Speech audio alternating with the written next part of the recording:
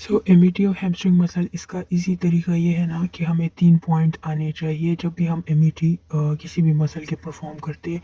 उसका एक्शन क्या है और वो मसल किस पोजीशन में शॉर्ट है और उसमें कौन सा मूवमेंट जो है वो लिमिटेड है।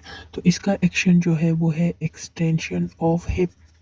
हैमस्ट्रिंग मसल का एक्शन है एक्सटेंशन ऑफ हिप। अब ये जो मसल शॉर्ट है ये एक्सटेंशन पोजीशन में शॉर्ट हो गया है ना, और इसमें जो मूवमेंट लिमिटेड है वो है flexion of hip.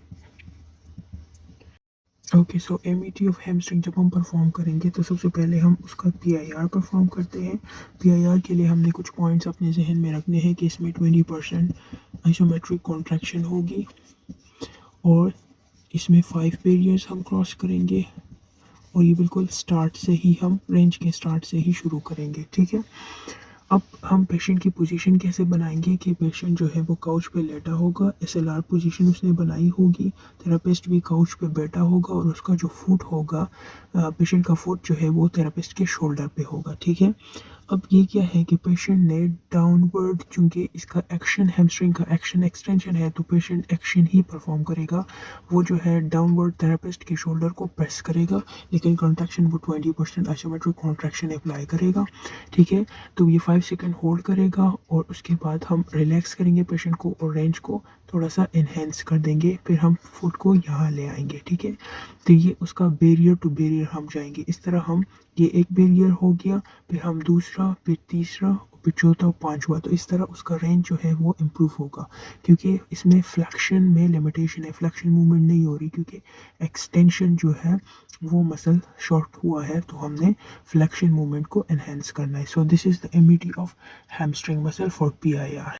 So PFS जब हम हैमस्ट्रिंग मसल के लिए परफॉर्म करेंगे तो पोजीशन वही होगी कि पेशेंट ने काउच पे लेटना है और उसने एसएलआर वाली पोजीशन बनानी है एंड थेरापिस्ट के शोल्डर पे उसने अपना फुट रख देना है, ठीक है।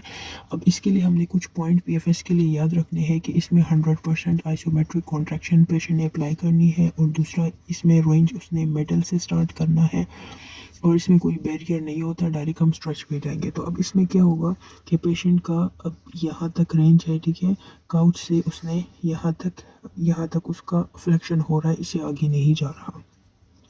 तो अब हम क्या करेंगे कि पेशेंट के फुट को थोड़ा सा और पीछे ले आएंगे, थोड़ा सा हम यहाँ ले आएंगे, ठीक है। तो ये हो जाएगा उसका मिड रेंज। ओके, सो ये हमने एक पॉइंट बना लिया है काउच का, तो हमने पेशेंट का फुट जो है वो मिड रेंज में हम ले आए हैं। अब हम क्या करेंगे कि पेशेंट को कहेंगे कि वो एक्सटेंशन करे, 100% आइसोमेट्रिक कॉन्ट्रैक्शन अप्लाई करे, 5 सेकेंड के लिए होल्ड करेगा और उसके बाद हम डायरेक्टली पेशेंट का रेंज जो है वो हम यहाँ तक ले आएंगे, उसका फुट जो है हम यहाँ तक ले आएंगे। तो जहाँ तक वो जा सकते हैं वहाँ तक ले जाके हम थोड़ा सा स्ट्रेच कर देंगे। तो ये पीएफएस का टेक्निक है जो पोस्ट फैसिलिटेटरी स्ट्रेच हम इसमें अप्लाई कर देते हैं। ये टेक्निक हम रिपीट करते हैं और इससे पेशेंट की जो है वो रेंज इम्प्रूव हो जाती है, मसल शॉर्टनिंग जो है वो हमारे पास ख़त्म हो जाती है और वो अच्छे से रिकवर कर जाता है।